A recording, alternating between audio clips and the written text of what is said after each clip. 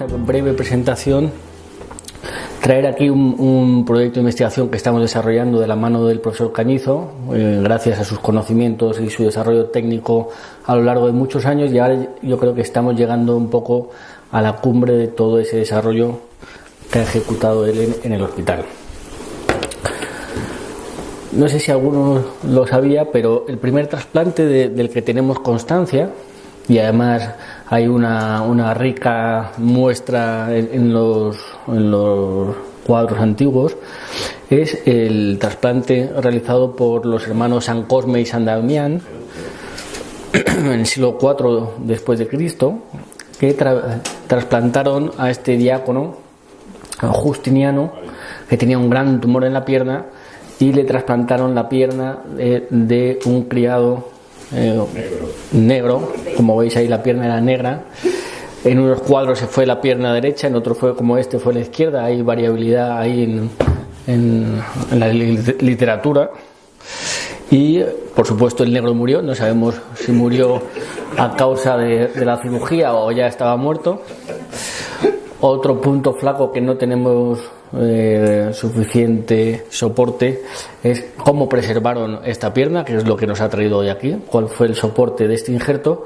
Y lo que sí que sabemos con certeza es que estos dos hermanos fueron decapitados en el año 303 con esta espada que se regaló posteriormente al rey Otón III, y que la podéis visitar si gustáis en la catedral de Essen en Alemania. Durante la Edad Media poco más se puede decir de los trasplantes y el desarrollo de este tipo de tratamientos para las enfermedades que atañen a los hombres. Sí que destaca sin duda en los trabajos de Gaspare Tagliacozzi del siglo XVI en Italia, que describió un libro entero del trasplante de piel autóloga para el tratamiento de los problemas de la nariz. Algunas de estas técnicas, muy bien descritas y dibujadas en este libro, todavía se utilizan en la cirugía estética y plástica y reparadora que actualmente se realiza en nuestros hospitales. Pues bien, desde entonces hasta nuestros días, la carrera comenzó el año 33, en 1933, con Yuyu Voronoi en Ucrania, que realizó el primer trasplante renal en humanos. Sin embargo, este trasplante tuvo un éxito muy fugaz. La paciente falleció a los 2 días por un motivo que ahora conocemos muy bien, y es la incompatibilidad entre el donante y el receptor. No hubo ningún problema técnico, salvo que la donante era una donante del grupo B y el receptor era un receptor del grupo 0, con lo cual la paciente falleció. Y el éxito, y por lo tanto el premio Nobel, se lo llevó Joseph Murray unos años después, eligiendo mejor a los participantes del trasplante, que fueron 2 hermanos gemelos homocigotos, con lo cual el trasplante tuvo éxito, y esto le valió el premio Nobel de Medicina en el año 1990. En nuestro campo, el trasplante hepático, muchos sabrán ya que el primer intento con relativo éxito fue en el año 63, aunque el paciente falleció a los pocos días, y esto supuso un parón en la carrera del trasplante, que se puso en marcha posteriormente en el año 67, cuando se consiguió el primer trasplante exitoso en la Universidad de Denver por el profesor Stassel, que trasplantó a esta niña que ven ahí en la imagen, de 1 año de edad, Julie Rodríguez, que tenía un gran hepatocarcinoma. Ahí la ven, en brazos de un colaborador del profesor Stassel. En nuestro país es conocido esta técnica llegó 20 años después, el año 83, de la mano de los doctores Jaurrieta y Margarit en el hospital de Belviche, en el que tuve el honor de iniciarme en el trasplante hepático. Y en nuestro centro hemos cumplido recientemente los 25 años del primer trasplante, realizando más de 1000 trasplantes en estos años. Todo esto nos lleva a algo que es conocido, y es que en España el trasplante hepático ha sido un éxito absoluto. Lideramos todas las estadísticas, se han realizado más de 22.000 trasplantes en España, y actualmente tenemos una actividad trasplantadora muy estable, en torno a 1.000-1.100 trasplantes al año. Sin embargo, nos enfrentamos a 2 problemas fundamentales que son probablemente el motor de nuestro proyecto de investigación. Uno de ellos es este. Así visto desde la lejanía no se percatan, pero si se dan cuenta existe un gap, es decir, una diferencia impresionante entre los trasplantes que somos capaces de realizar, que es esta línea verde, y los trasplantes que necesita nuestra sociedad que realicemos. Es casi el doble de lo que somos capaces de hacer, con lo cual hay una pobreza absoluta de injertos que además se va acuciando más cada año.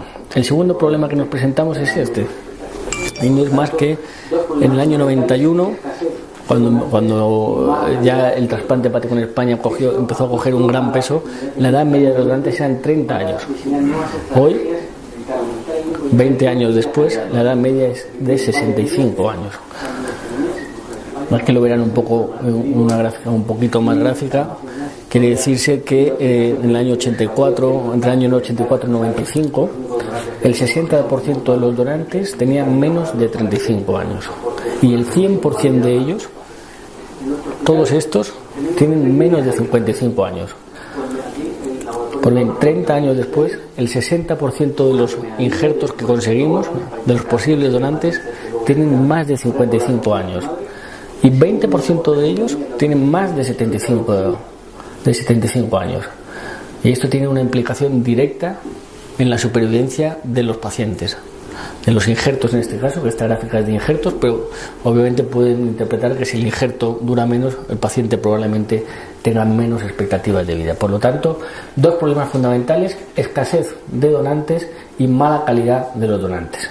Esto han puesto a la comunidad científica en un brete para diseñar nuevas estrategias, intentar aumentar el número de injertos y la calidad de los mismos. Aquí tienen varias de ellas que están muy extendidas, incluso en España, en la mayoría de los centros: donante vivo, el split, la donación en asistolia y la utilización de criterios expandidos, que no es más que intentar usar los únicos donantes que tenemos, que son muy malos y que hay que intentar mejorarlos para que aporten una solución válida para nuestros pacientes. En nuestro hospital tenemos 3 líneas abiertas. Pueden ver aquí el laboratorio de órganos bioartificiales, que tuvo una primera línea de celularizando órganos para intentar conseguir matrices que luego se puedan repoblar con células madres. La segunda línea es la utilización de injertos superreducidos, en la cual usamos injertos muy pequeños y lo intentamos modular para conseguir dividir en un futuro los hígados entre 2, 3 o 4 pacientes. Y por último, lo que nos ha traído de aquí, que es la máquina de perfusión normotérmica, que no es más que un bioreactor que nos permite aumentar el tiempo de preservación. ¿Esto por qué es importante? Es importante porque durante ese tiempo de preservación vamos a poder validar la posible funcionalidad del injerto, ver si necesita algún tipo de tratamiento o si lo podemos mejorar, haciendo una modulación de los injertos patológicos, como en el caso de los hígados esteatóxicos. Y por último, una línea que va en consonancia con la utilización de injertos superreducidos, estimular la regeneración de los injertos partidos en 2 o 3 injertos secundarios. Estamos ahora mismo en una fase muy inicial de este proyecto, que es la fase de estandarización, en la cual queremos estandarizar una técnica de obtención del órgano. Nosotros hemos optado aquí por una perfusión normotérmica, es decir, que el órgano no se enfría y luego se calienta, sino que siempre está a la temperatura corporal normal. Y tenemos que estandarizar una serie de parámetros hemodinámicos y una serie de parámetros metabólicos que nos sirvan para evaluar la viabilidad del injerto. En la literatura esto no lo entenderán bien porque es una gráfica horrible, pero yo se lo traduzco. Cada barrita de estas son distintas formas de preservar los órganos metiéndoles en una máquina de perfusión. ¿Qué significa esto? Pues que hay máquinas de perfusión. Actualmente los órganos se meten en una neverita de camping rodeado de hielo, y esa es la única forma que tenemos en el año 21, o sea, en el siglo XXI, de preservar los órganos, con lo cual intentamos mejorarla con máquinas de perfusión que de alguna forma nos permiten limpiar los hígados y estar perfundiéndolos con un líquido de preservación para mantener mejor la estructura de los mismos. Pues bien, la mayoría de ellas se basan en perfusiones hipotérmicas, es decir, reducen la temperatura de los órganos para reducir su metabolismo y así disminuir el daño que sufren estos durante el tiempo que se tarda en trasplantarlo en los receptores. Nosotros estamos al final de esta flecha, que es un poco como ha sido el desarrollo de este tipo de técnica. Estamos en la perfusión normotérmica, y en este tipo de perfusiones lo que buscamos son marcadores que nos digan durante la perfusión cómo está el hígado. Pues bien, hay marcadores histológicos, estructurales, que nos lo van a dar las biopsias, y marcadores metabólicos, como la producción de bilis o la preservación de la homeostasis. Ahora lo vamos a ver más adelante.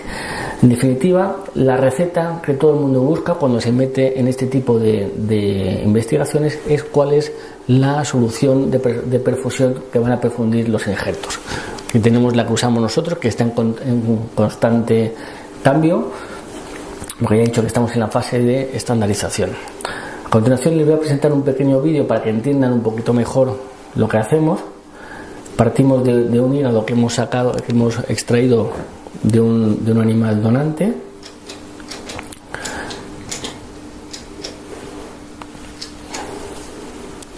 Y con este software que ha desarrollado el profesor Cañizo con su joven equipo de bioingenieros, que es una cosa muy novedosa, lo de incorporar ingenieros y médicos trabajando juntos. Aquí ven cómo el hígado está en una solución de perfusión con su propia sangre. Aquí está la bilis que está generando ya el injerto, y 24 horas después recuperamos el órgano después de haber visto que genera buena bilis, que es capaz de mantener la homeostasis. Trasladamos el hígado al quirófano y completamos el trasplante. Bueno, es un vídeo muy rápido, pero para que vean un poco las distintas fases. Por un lado estaría la extracción del órgano, el mantenimiento en la máquina de perfusión y el posterior trasplante. Voy a presentar 3 diapositivas con unos resultados preliminares muy preliminares.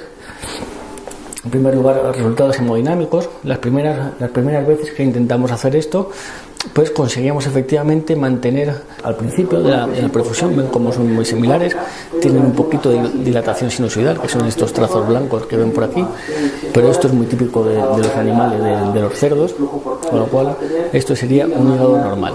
A las 3 horas de la perfusión ven como al principio teníamos ya necrosis en las zonas periféricas subcapsulares de los hígados y mucha dilatación y algo de congestión, y sin embargo en los últimos casos vemos todos los componentes del lobulillo y simplemente algo de edema periseptal. Pero esto además,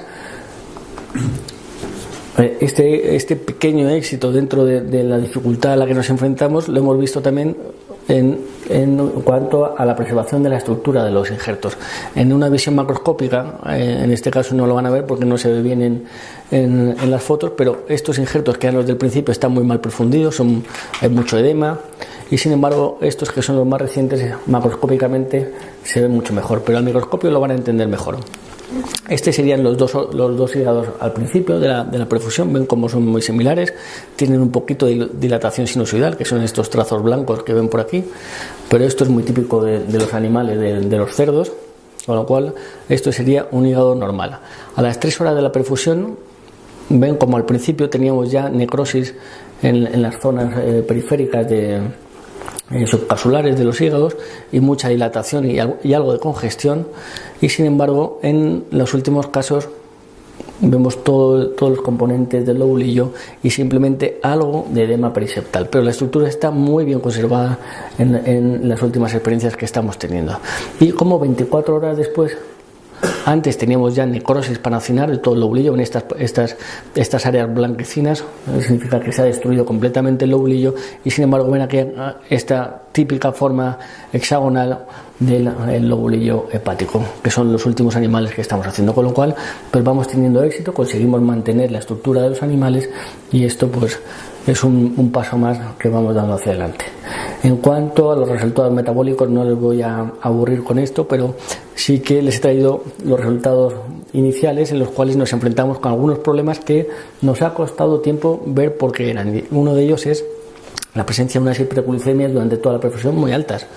Esto está muy estudiado en la literatura y muy discutido, no está clara cuál es la causa, pero probablemente hay un estímulo de la gluconeogénesis que deberíamos contrarrestar con grandes dosis de insulina. Y otro parámetro que nos sirve muy bien para valorar la viabilidad del órgano es la acidosis y la producción de lactato. Aquí ven el pH como se mantenía en los primeros animales muy acidótico, por debajo de 7,3, en ocasiones por debajo de 7,2 y con un ácido láctico muy alto. En las últimas perfusiones hemos conseguido que el propio órgano, sin necesidad de rescatarlo nosotros con bolos de bicarbonato, mantenga esta homeostasis. Y de la misma manera, ven como al principio, las primeras perfusiones, pues las enzimas hepáticas obviamente iban subiendo a lo largo de las horas hasta mantenerse en niveles muy altos. Estos son los últimos resultados y sin más, bueno, aquí ven cómo vemos la producción de bilis, que es una producción bastante cuantiosa. Esto es un parámetro muy objetivo, claro, de que efectivamente el órgano es capaz de mantener sus funciones metabólicas. Y para terminar, pues quería traerles aquí las posibilidades futuras de esta máquina y por qué estamos dedicando tanto esfuerzo a ella, ¿no? La primera es compartir órganos no solo dentro de nuestras comunidades, sino con otras comunidades más lejanas, otros países, otros continentes. Aumentar el número de injertos trasplantables, es decir, injertos que ahora no podemos trasplantar porque no están en condiciones, esteatóxicos, fibróticos, que tengamos que tratar durante la perfusión. Y por último, dividir los órganos entre más de 2 receptores, estimulando la regeneración de los mismos. Muchas gracias. Os quería invitar a un curso que organizamos en septiembre de cirugía hepática. Es un curso muy completo donde se analizan todas las bases de la cirugía hepática moderna y su manejo perioperatorio. Muchas gracias. Muchas gracias, José Manuel. ¿Alguna pregunta? José Manuel, desde el punto de vista conceptual, la idea de recuperar órganos que en principio no son aptos para el trasplante parece una idea extraordinaria. Pero todos conocemos las dificultades que tiene desde el punto de vista de investigación y poner en marcha y conseguir realmente la recuperación. ¿Podrías decirnos si existe algún tipo de experiencia clínica de algún grupo en España o fuera de España que ponga en práctica? Y si es así, ¿qué porcentaje de órganos crees tú que se podrían recuperar de ese porcentaje teórico de órganos desechados? ¿Y cuál es el principal inconveniente? Porque crees que esto no va más allá de lo que hasta ahora hemos llegado. ¿Qué son las limitaciones? ¿Cuáles son las limitaciones de este movimiento? Pues efectivamente, la verdad es que es un momento muy excitante para los que nos dedicamos a esto, si tenemos cierta capacidad de investigación por el centro donde nos movemos, pero en la experiencia mundial estamos todos más o menos iguales. Sí que es verdad que hay algunos grupos que han dado el salto a la clínica, pero sobre todo máquinas de perfusión hipotérmicas, que es un concepto un poquito diferente. Lo que pretenden es que el tiempo de isquemia sea menos dañino, pero con eso no van a recuperar órganos. Es verdad que órganos de personas añosas, como son los donantes que tenemos ahora, pues van a sufrir menos el daño de isquemia de la perfusión en esas máquinas. Y eso es lo que se ha demostrado. Pero grupos que estén trabajando como nosotros en un bioreactor que sea capaz de mantener el órgano vivo y tratarlo, los hay, pero son todos a niveles experimentales. Todavía no se ha dado el salto de tratar hígados estatóxicos y luego aplicarlos en la clínica. Eso todavía estamos ahí en desarrollo. Nosotros y los demás. Hay que preguntarse también cuál es el momento óptimo de trasplantar estos órganos, porque si teóricamente estás recuperando un órgano, tienes que definir cuál es el momento en que crees que el órgano está en condiciones suficientemente óptimas para ponerlo. Pues un día, 3 días, una semana. Efectivamente. Depende un poco de la indicación. Si es simplemente preservar el órgano hasta el trasplante, pues el tiempo que sea necesario. Si hay recuperar un hígado estatóxico, pues ahí vas a tener las biopsias que vas haciendo, que te van a decir cuando el hígado está en condiciones que tú buscas, por ejemplo. Y podría ser que hablamos a cualquier receptor. Ahora no, en un futuro seguro que sí. Muchas gracias. Bueno, seguidamente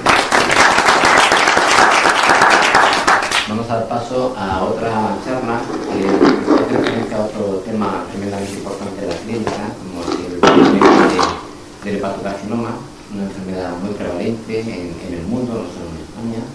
Y para hablarnos del hepatocarcinoma y del manejo general, contamos con una de las personas de nuestro hospital que más experiencia tiene, y es el profesor Julio Ferreira, que es el coordinador del grupo de trasplante. El título inicialmente con el que se comienza la charla podría ser manejo terapéutico del hepatocarcinoma.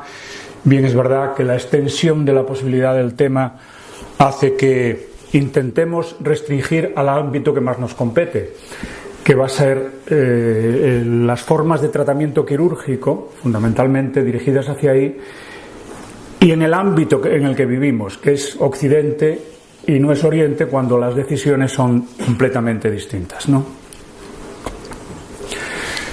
Bueno, a modo de introducción habría que decir que es un cáncer frecuente, es la tercera causa de muerte por cáncer, solo superado por dos prevalencias mayores, que es el pulmón y el estómago, y que la inmensa mayoría, el 90%, afecta a hígados cirróticos. Todo esto nos va a llevar a que de lo que vamos a hablar fundamentalmente es tratamiento del hepatocarcinoma asociado a cirrosis y no sobre hígado sano, puesto que es lo más frecuente y ahí, como decía, vamos a intentar reducir el tema a algo más concreto. Esto está el incremento de la incidencia es enorme. Quizás con los nuevos tratamientos antivirales que existen o que están ahora poniéndose delante de nosotros, pueda comenzarse a disminuir la incidencia del hepatocarcinoma. Hoy por hoy, con toda esa patología que subyace ahí, la evaluación de estos pacientes, fundamentalmente en casi todos los sistemas de evaluación, se hace a través de imágenes. En pocos de ellos hay otra aportación que no sean las imágenes. El uso de la biopsia está bastante vilipendiado por las consecuencias que puede tener y porque no se utiliza en muchas ocasiones, ¿no? Si nos quedamos con el sistema de evaluación que parece más extendido, el sistema de Barcelona del Clínic, se basa fundamentalmente en un estadiaje del tumor en base a tamaño y número de nódulos y en un estado funcional del paciente con el hígado cirrótico. Esto es lo que se está evaluando el día de hoy. En estadios muy precoces, tumores por debajo de 2 centímetros, consideremos que la clasificación que luego veremos en cuanto a la valoración de tamaño y número de nódulos, lo que se valora fundamentalmente cuando el nódulo es único son 5 centímetros, pero hay que distinguir estadio precoz del muy precoz. El precoz por debajo de 2 centímetros, hay autores que lo ponen por debajo de 3, como veremos después, se establece como un posible candidato a trasplante, pero no va a ser en todos los casos su tratamiento definitivo. Su tratamiento definitivo podría ser, si es un tumor muy pequeño, no va a ser candidato a trasplante, pongámonos en el caso extremo de paciente añoso, de más de o cerca de los 70 años. Ese paciente no va a recibir un trasplante hepático en ningún caso, excepto en otros sitios donde esté a proclive a donación viva y con indicaciones extendidas, ¿no? Y en ese caso sí se puede poner delante del tratamiento del paciente la ablación. Decíamos antes, ablación, alcoholización, radiofrecuencia. Quizás mejores resultados con la radiofrecuencia. En el caso de que sea un posible candidato a trasplante, es decir, que en el futuro pueda recibir un trasplante, incluso en este paso no sería la única opción en ese momento. Si ese paciente tiene una buena funcionalidad hepática, y ya veis cómo se simplifica esa valoración a través de la presión portal y la bilirrubina, en situación normal es un paciente candidato a una resección. ¿En qué límite se pone la presión portal? Lo clásico y lo que se sigue valorando a través de todo este sistema de evaluación son un gradiente portal por debajo de 10 milímetros de mercurio. Si esta situación es normal, el paciente es un candidato a la resección, siempre considerando que estamos hablando de hepatocarcinoma y no de metástasis, en el cual la resección ha de ser más allá del límite del tumor, que debe ser una resección cercano al anatómico, por lo menos, ¿no? Si la presión portal está aumentada o la funcionalidad se valora como que está alterada, es un paciente que va dirigido a la posibilidad de trasplante. Si no tiene enfermedades asociadas, entra dentro de los parámetros de edad, etcétera, etcétera, es un paciente con el cual su mejor tratamiento indudablemente va a ser el trasplante.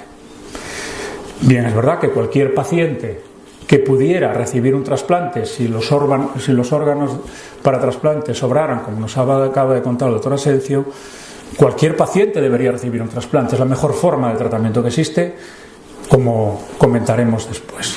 Si tiene enfermedades asociadas y se llega a contraindicar el trasplante por esta situación, y es un paciente que no es candidato a resección, indudablemente tenemos que dar un paso atrás y valorar la posibilidad de ablación mediante radiofrecuencia o alcoholización.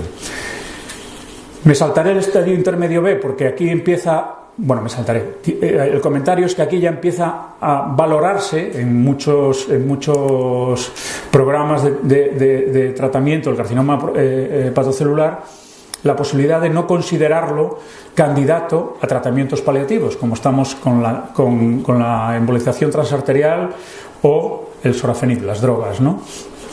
En estadios avanzados o estadios terminales, evidentemente, no hay resultado con trasplante, no hay resultado con resección y no hay resultado con ablación. Pues son candidatos a sorafenib con los pobres resultados que hasta ahora existen, ¿no?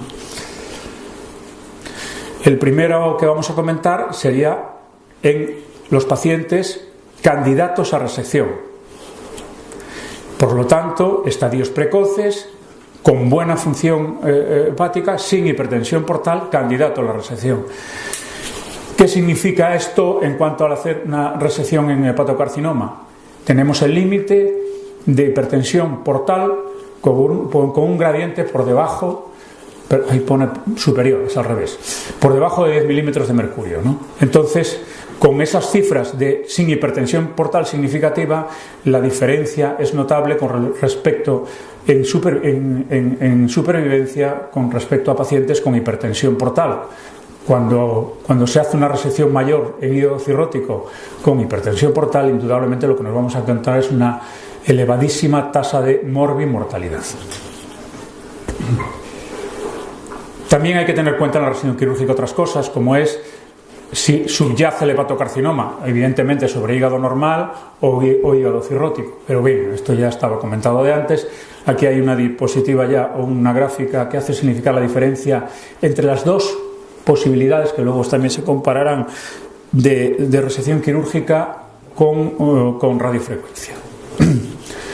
Los índices de recurrencia basados fundamentalmente en la pieza de resección quirúrgica en cuanto a satelitosis, invasión vascular, bajo grado de diferenciación y en otros casos también la resección sea o no anatómica o cirrosis establecida, cambian mucho respecto a la incidencia de recurrencia del hepatocarcinoma. Son elevadas.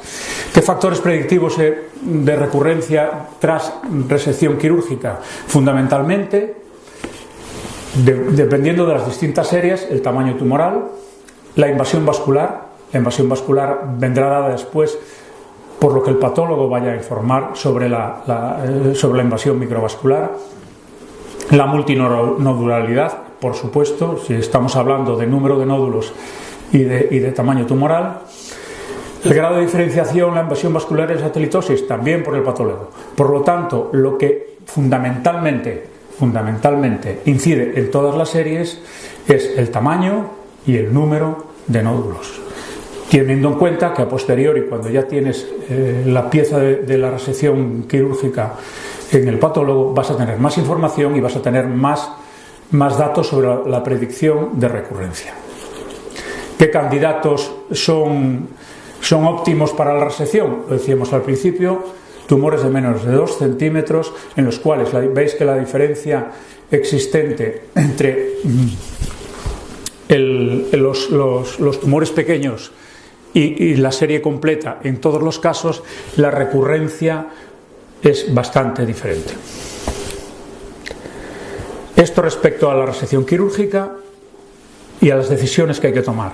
Si nos metemos en el terreno ya de trasplante hepático en hígado cirrótico de hepatocarcinoma, lo que vamos a encontrarnos es que en pura teoría y en la práctica también, el trasplante hepático en el hepatocarcinoma va a estar consagrado de inicio como la mejor forma de tratamiento para el hepatocarcinoma.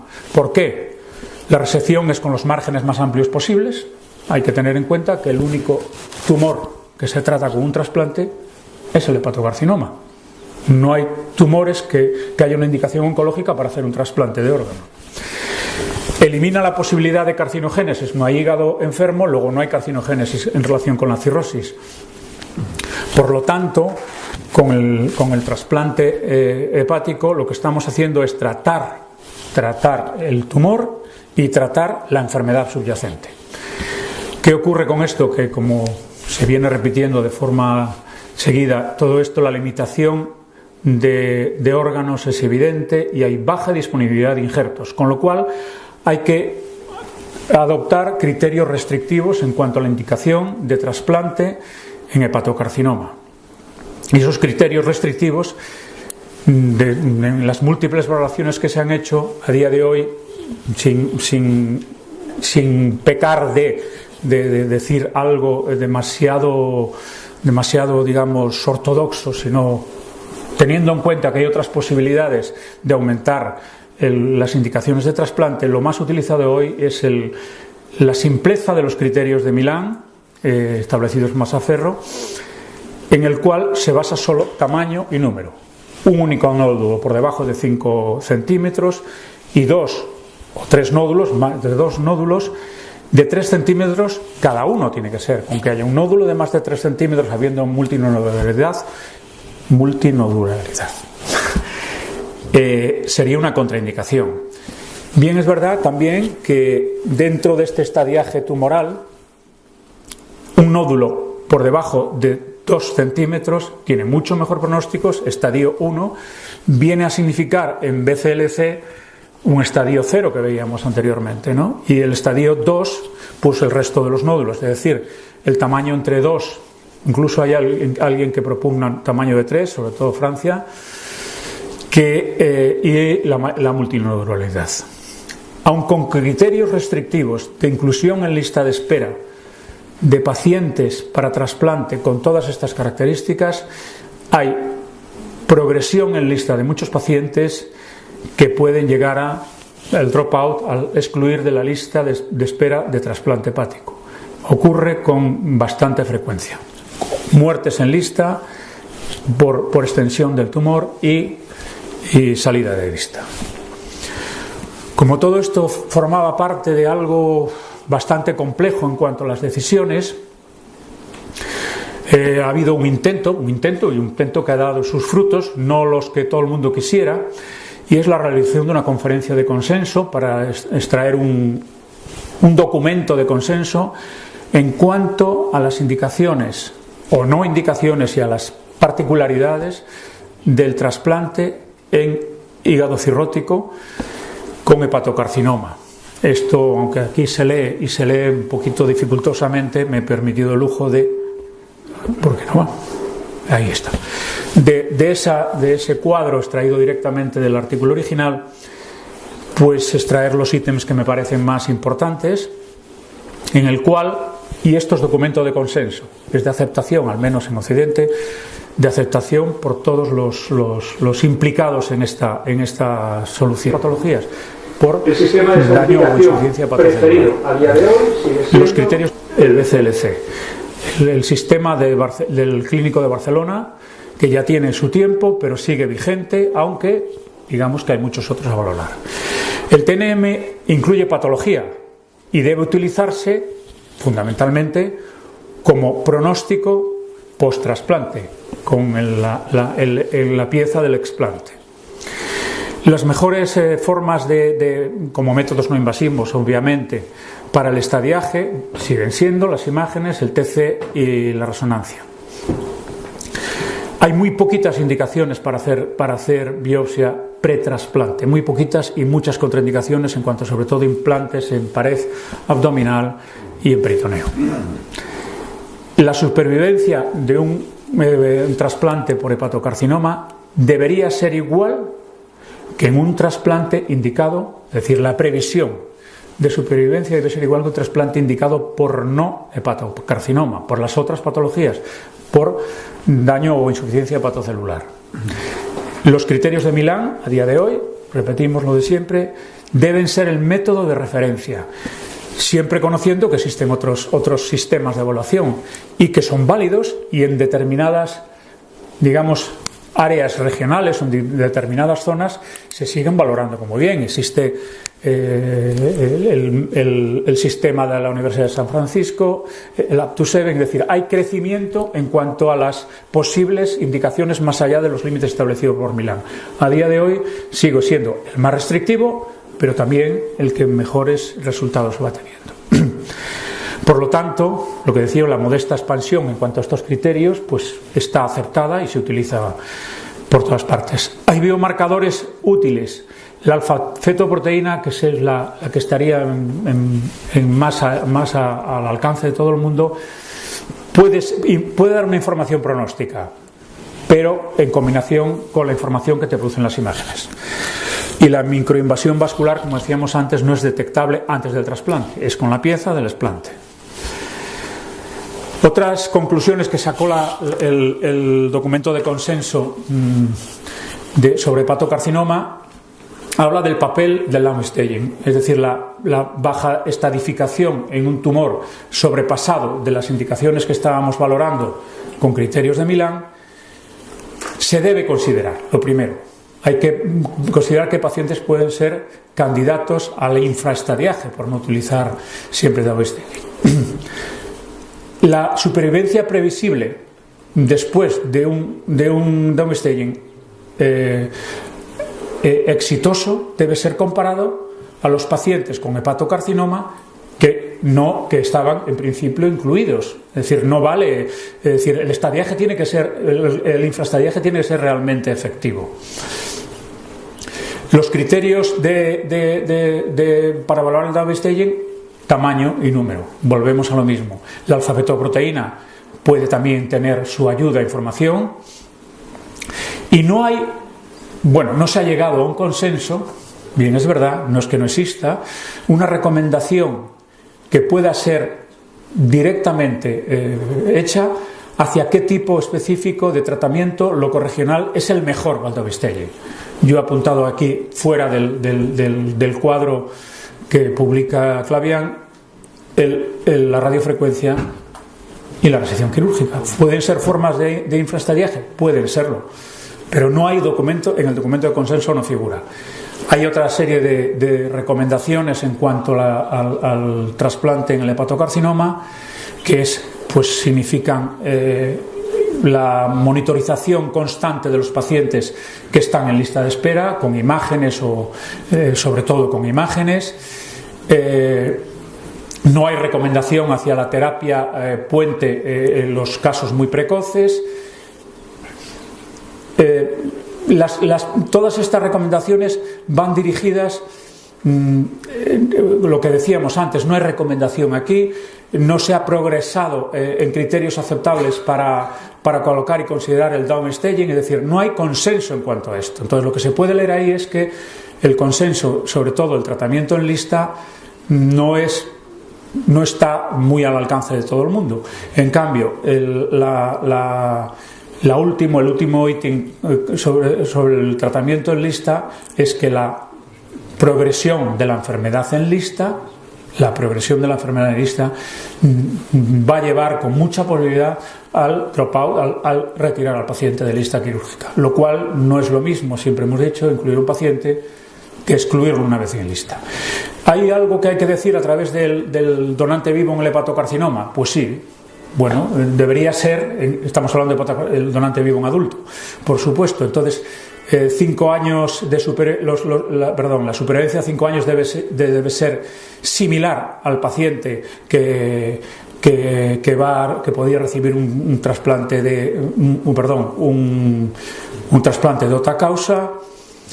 El donante vivo en adulto debe realizarse en centros de excelencia, en centros que no sea el estándar en cuanto al tratamiento del hepatocarcinoma, en el trasplante. Y luego queda algo que puede ser, médico-legalmente a lo mejor de alguna característica, son en los casos en los que un paciente es aceptado por los criterios regionales de tu zona, donde te muevas, pongamos en España, ¿no? Si ese paciente está aceptado para donante vivo dentro de los parámetros de donante cadavérico y necesita necesita en el futuro recibir un retrasplante, está justificado que reciba un retrasplante. Si es al revés, es un paciente que tiene indicación expandida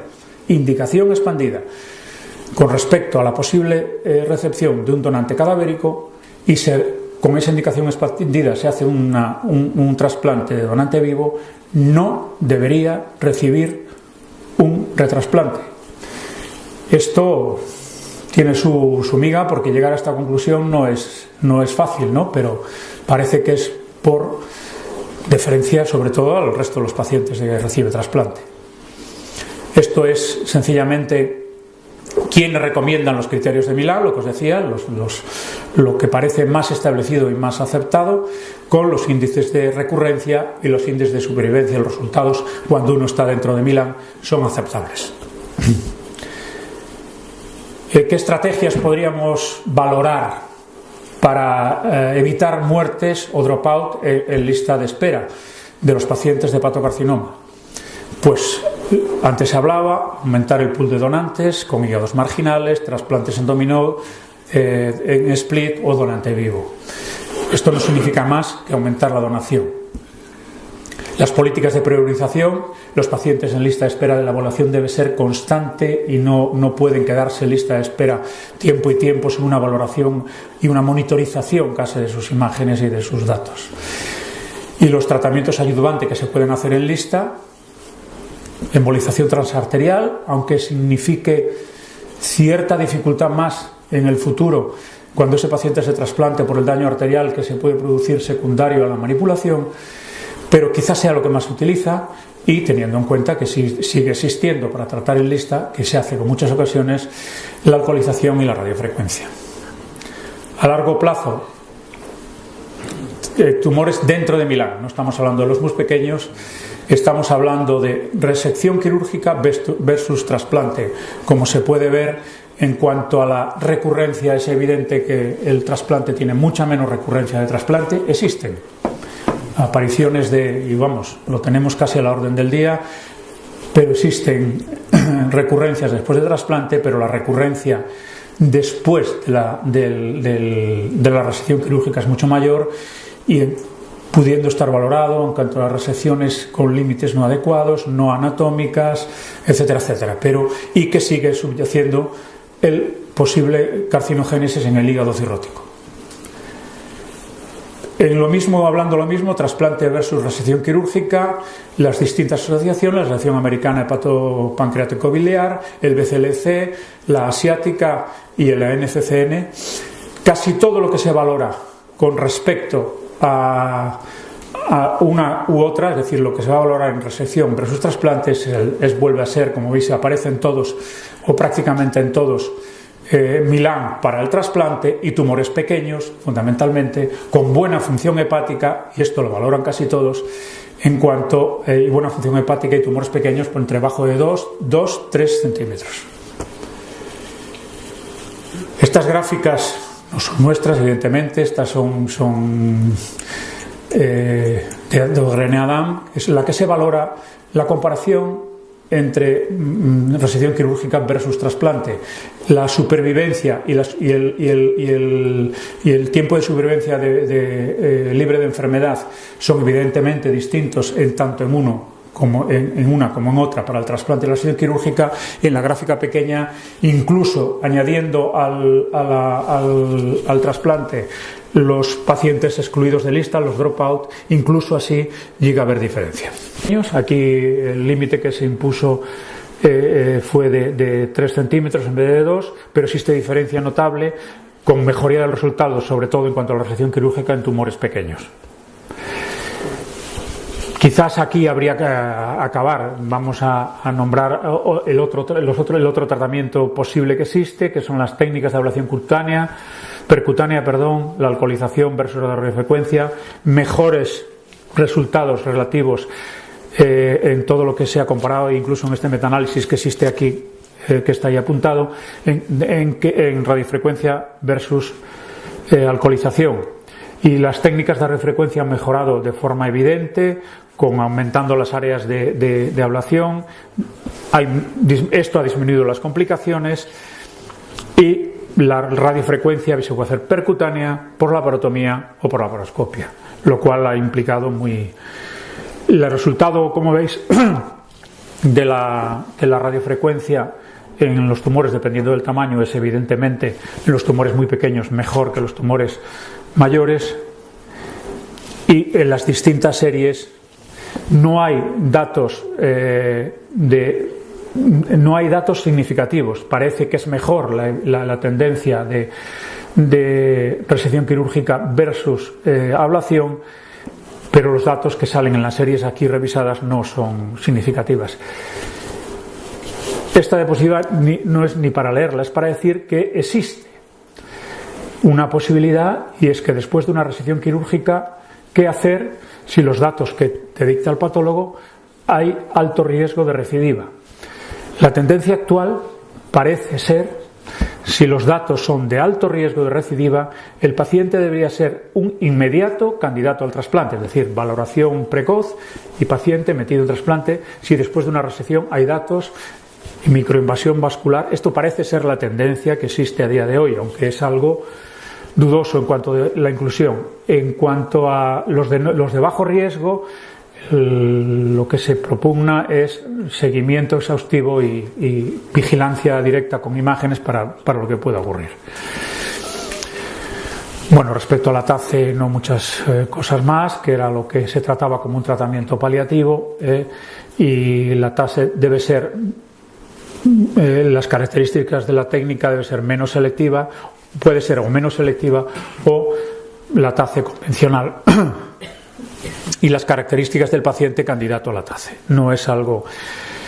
Por lo tanto, para hacer TACE como tratamiento paliativo o tratamiento en lista, individualizar el manejo de los pacientes, y no deberían sustituir estos factores, no deberían sustituir las contraindicaciones ya conocidas de la TACE, y sabiendo los efectos nocivos que produce. Eso sí, por lo tanto, para hacer TACE como tratamiento paliativo o tratamiento en lista hepático, el único factor conocido en cuanto a las complicaciones arteriales respecto de post-trasplante, el único factor que parece que tiene factor determinante es la embolización transarterial, la manipulación arterial.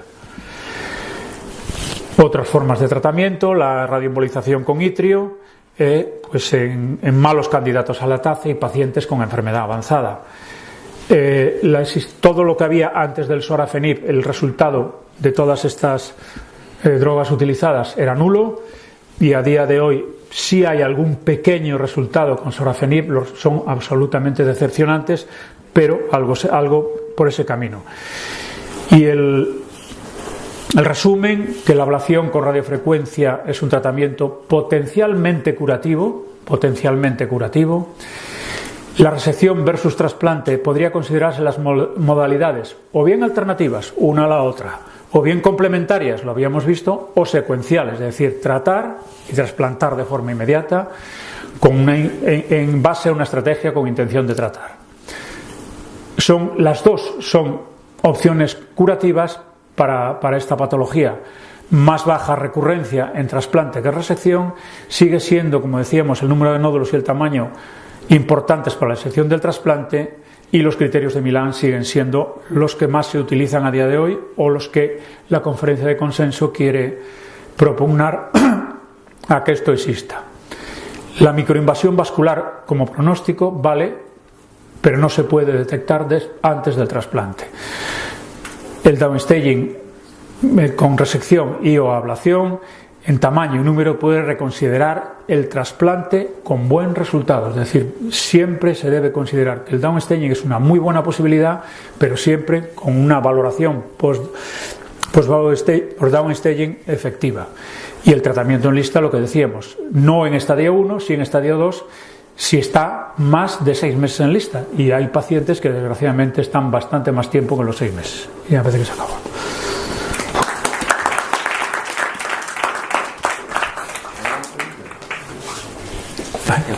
Vale. Yo creo que la conclusión más importante de esto es que el paciente con hepatocarcinoma es mejor tratamiento que el trasplante. En un momento en que la prevalencia ha aumentado tanto, tenemos que incluir más pacientes para trasplante. ¿Cree que esto perjudica de alguna forma al resto de pacientes que se trasplantan por otras patologías? Indudablemente que sí, si nuestra política de manejo de listas de espera sigue siendo la que es.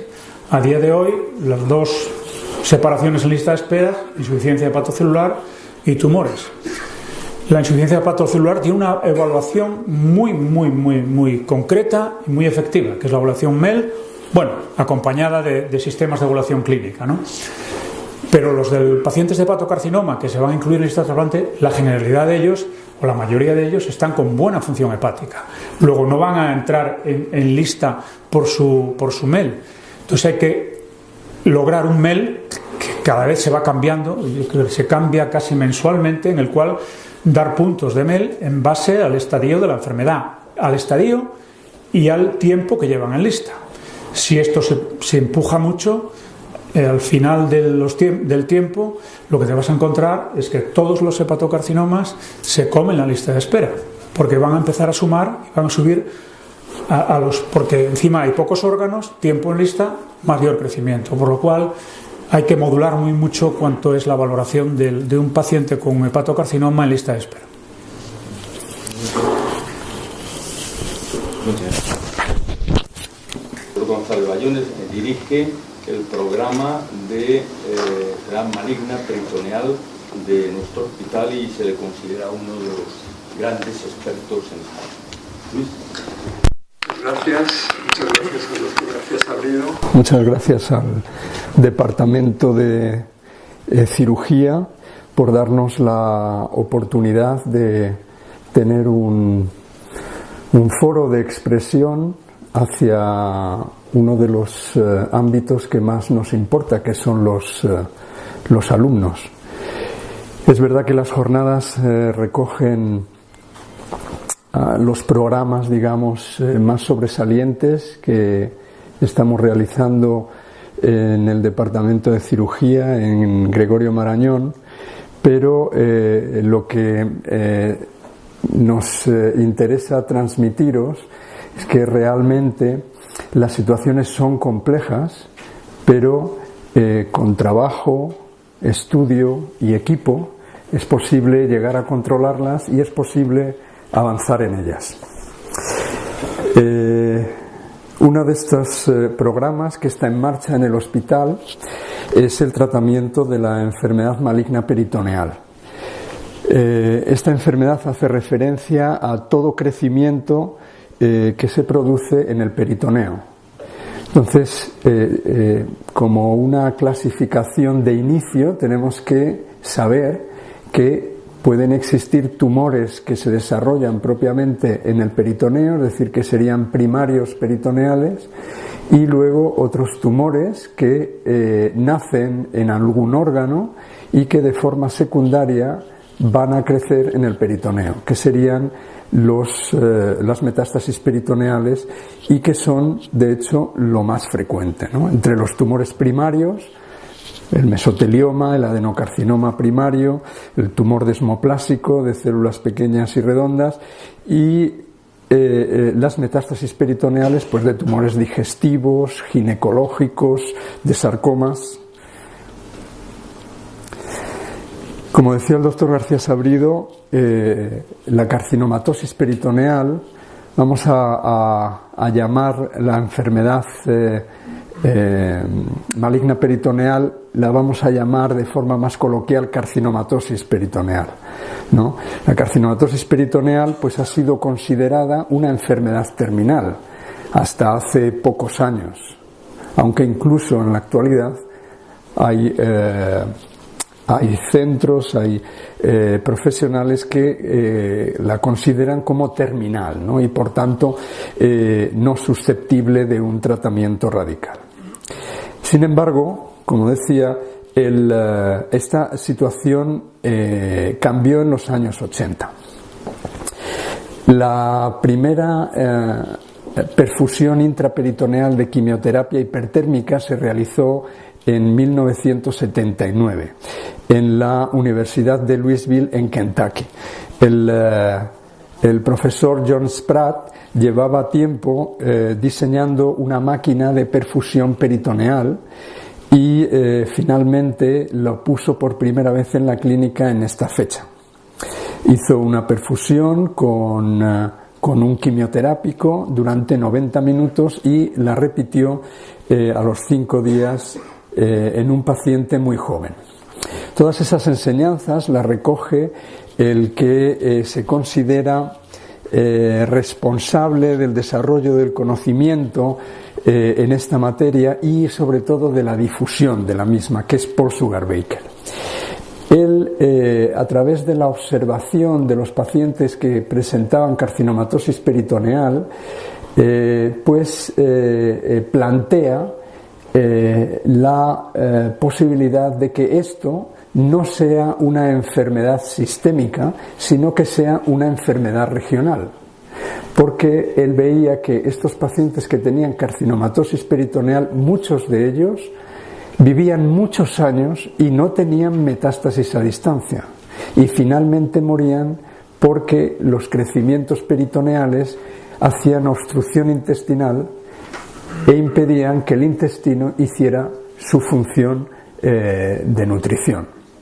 Entonces él cambia el paradigma y el cambio de paradigma conlleva el desarrollo de una técnica que sea suficientemente intensa en la región donde está la enfermedad para hacer un tratamiento radical. Y entonces desarrolla la estrategia de tratamiento de citorreducción y quimioterapia intraperitoneal hipertérmica. Estos son los artículos pioneros de Sugar-Baker, como inicialmente pues él describe cómo la enfermedad que puede nacer en el apéndice tiene una redistribución por toda la cavidad abdominal que hace que se localice específicamente en ciertos puntos, ¿no? Y posteriormente diseña la técnica quirúrgica para hacer las resecciones del peritoneo parietal.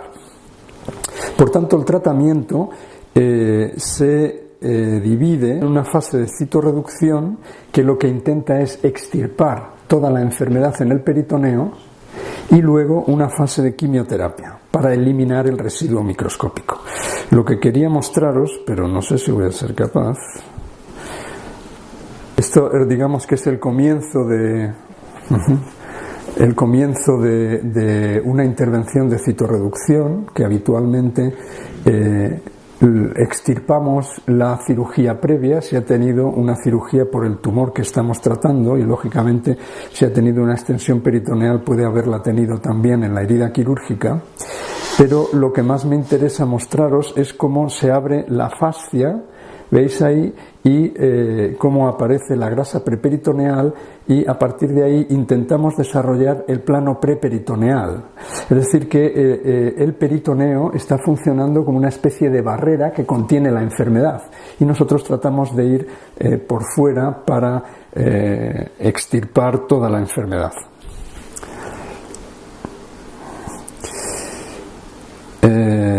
Así vamos haciéndolo en las diferentes partes de la cavidad abdominal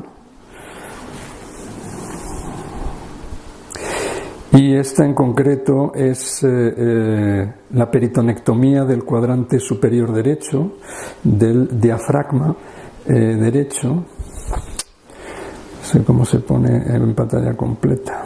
Doble clic en la...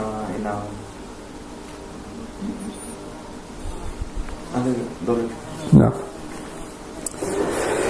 Entonces veis ahí como hay enfermedad sobre la Gleason y en el peritoneo diafragmático y esto es la disección del peritoneo del músculo diafragmático, ¿de acuerdo? Entonces esto se va a poder ir realizando a lo largo de toda la extensión del peritoneo. No sé si puedo pasarlo un poquito más deprisa.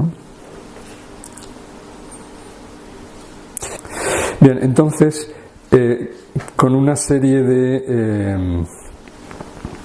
de técnicas quirúrgicas, el propósito es resecar toda la enfermedad presente en el abdomen.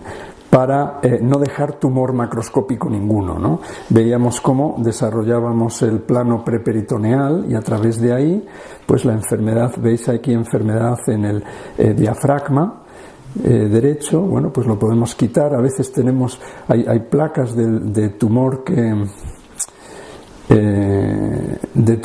entran en el diafragma, perdonad, que entra en el diafragma, entonces tenemos que resecar parte del diafragma, como veis en la diapositiva de abajo. Ahora yo no me atrevo ni a tocarlo. Cuando hay implantes sobre el mesenterio, pues los podemos ir resecando uno a uno o destruyendo con el bisturí eléctrico, y cuando hay enfermedad sobre la cápsula de Gleason, pues podemos quitar la cápsula de Gleason y llevarnos toda la enfermedad. Por debajo de la cápsula de Gleason no hay enfermedad, y entonces aquí en la pelvis, por ejemplo, veis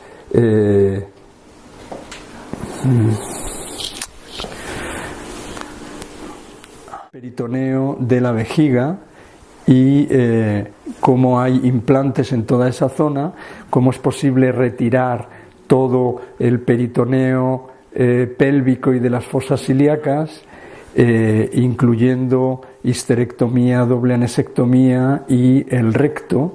En este caso hemos hecho luego una reconstrucción desde el íleon hasta el recto para hacer la reconstrucción del tránsito intestinal.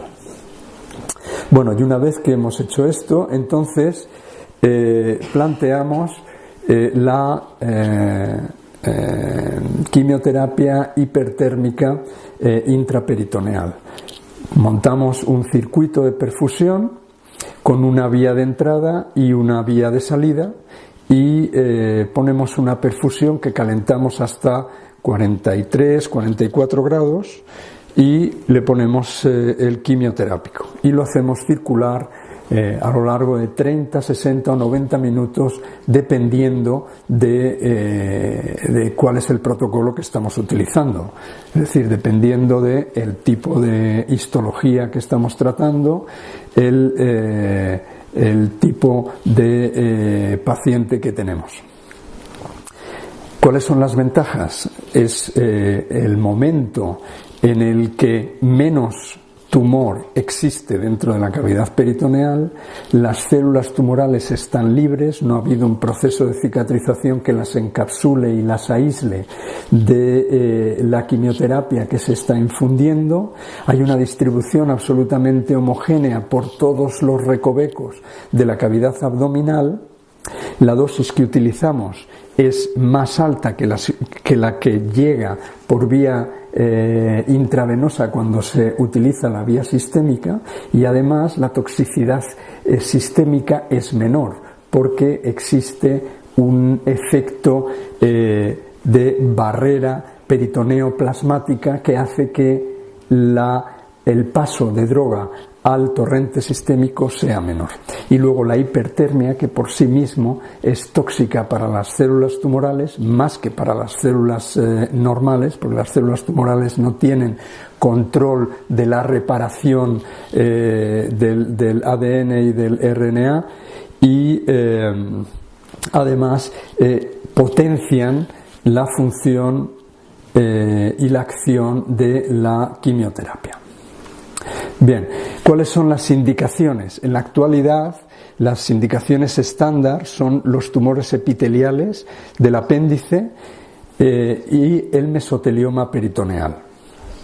Y otras indicaciones que no son estándar, pero que tienen gran aceptación hoy en día en Europa y en Estados Unidos, es la carcinomatosis del cáncer colorectal y el carcinoma de ovario recurrente en el peritoneo.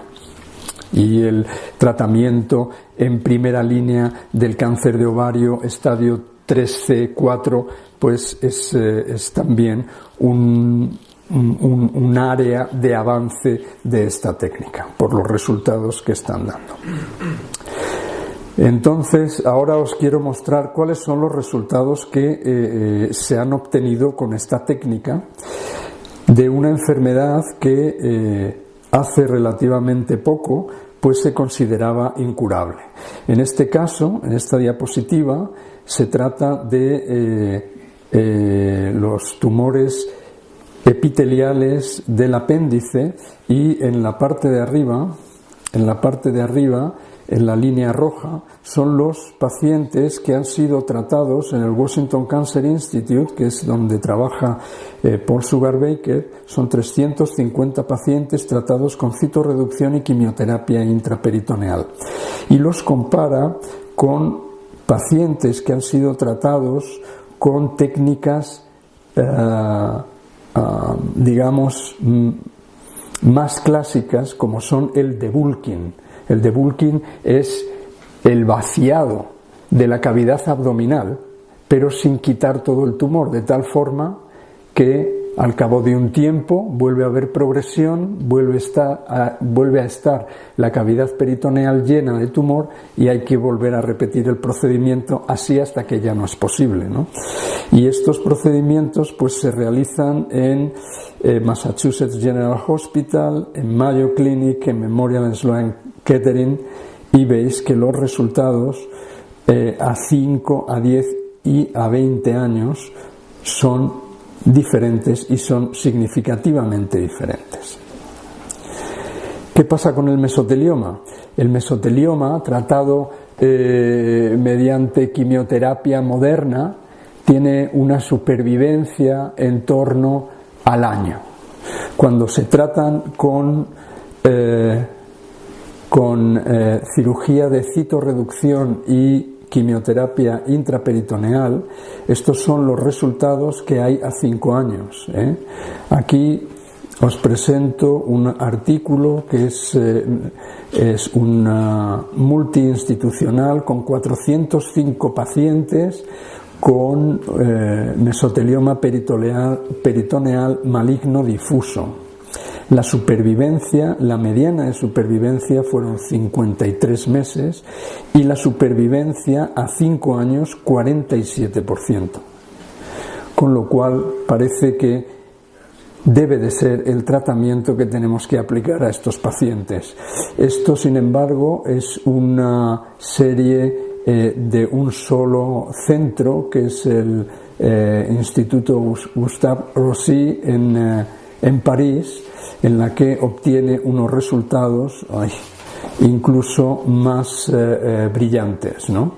La supervivencia a 5 años veis que está en torno al 70%. ¿Qué hay sobre la carcinomatosis colorectal? Pues si comparamos, como en este artículo, se comparan pacientes que han sido tratados con quimioterapia moderna, es decir, a base de oxaliplatino, irinotecan y anticuerpos monoclonales, que es la línea amarilla, y los comparamos con los tratados mediante citorreducción y quimioterapia intraperitoneal, pues veis la diferencia que existe en supervivencia. En mediana de supervivencia son 65 meses frente a 24 meses de los tratados con quimioterapia, y en supervivencia a 5 años 51% versus 13%.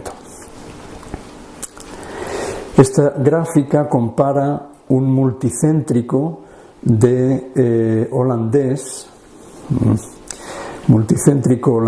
que es la línea de puntos azul, y que tiene unos resultados sobresalientes, con otro multicéntrico francés que también tiene unos resultados y la respuesta, pero que se sitúan en el entorno del 30%. Estos son multicéntricos, es decir, que probablemente son resultados que están en la parte peor que podemos imaginar, porque recoge muchos centros, unos con mucha experiencia, otros con menos y con técnicas diferentes, ¿no?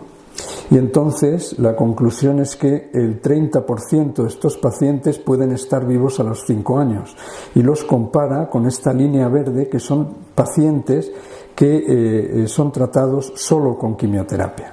Veis que la diferencia de supervivencia es notable y sobre todo la supervivencia a 5 años, ¿no?, que es casi anecdótica cuando los tratamos con quimioterapia solo. Entonces, pues es pertinente la pregunta de si hay posibilidad de cura en pacientes con carcinomatosis peritoneal, ¿no?, que son susceptibles de cirugía de citorreducción y HIPEC. Y la respuesta es que en torno al 16% de los pacientes que son tratados con esta técnica están libres de recurrencia a los 5 años. Es decir, que han pasado 5 años y no han tenido una recidiva de la enfermedad. Estos pacientes se les puede considerar que están curados de una carcinomatosis peritoneal. Y en ese sentido, el autor dice que estamos próximos a los resultados que se obtienen con el tratamiento quirúrgico de las metástasis hepáticas. En cuanto al ovario, pues en cuanto al ovario realmente los resultados son muy interesantes. No sé si tengo tiempo, un poco justo, ¿no? El autor de arriba es Bergote. Esto, digamos, que es el tratamiento o los resultados estándar, Son tratamientos con una población enorme, son randomizados y aquí se compara neoadyuvancia y cirugía de citorreducción con citorreducción y quimioterapia adyuvante. Estos no llevan quimioterapia intraperitoneal. La exigencia de la citorreducción no es máxima, sino que se permite un residuo tumoral de hasta 1 centímetro. Las medianas de supervivencia están en el entorno de los 30 meses. Cuando los autores exigen una citorreducción sin residuo macroscópico, sube la supervivencia a 58 meses o a 54 meses. Este es el ensayo de Armstrong, que hace una citorreducción de los tumores de ovario estadios 3C y 4 y le pone quimioterapia intraperitoneal, pero no durante la intervención, sino cuando el paciente se ha restablecido, y obtiene unos resultados que hoy en día se considera el estándar de tratamiento en el cáncer de ovario. El resultado es 65,6 meses de mediana de supervivencia y con un resultado de 50 meses en el grupo que no tuvo la quimioterapia intraperitoneal. Esto fue significativo y es lo que ha hecho que este sea el tratamiento estándar. Cuando hacemos una citorreducción con HIPEC, con quimioterapia intraperitoneal, en nuestro caso, en nuestro grupo, conseguimos una mediana de supervivencia de 77,8 meses y el doctor Deraco en Milán no ha conseguido todavía la mediana porque los pacientes siguen adelante, pero sí una supervivencia a 5 años de 60,7, que es muy sobresaliente. En el caso de la recurrencia de ovario, si el objetivo es no dejar enfermedad residual, las medianas de supervivencia llegan a 61 meses, a 50, a 54, es decir que el esfuerzo quirúrgico merece la pena. Nosotros hemos puesto en esta situación quimioterapia intraperitoneal y hemos conseguido unas cifras de las más altas de la serie. En fin, con todo esto os quiero decir que estos son programas puestos en marcha que en la realidad pues consiguen que los pacientes vivan más, incluso que una población seleccionada de pacientes queden curados.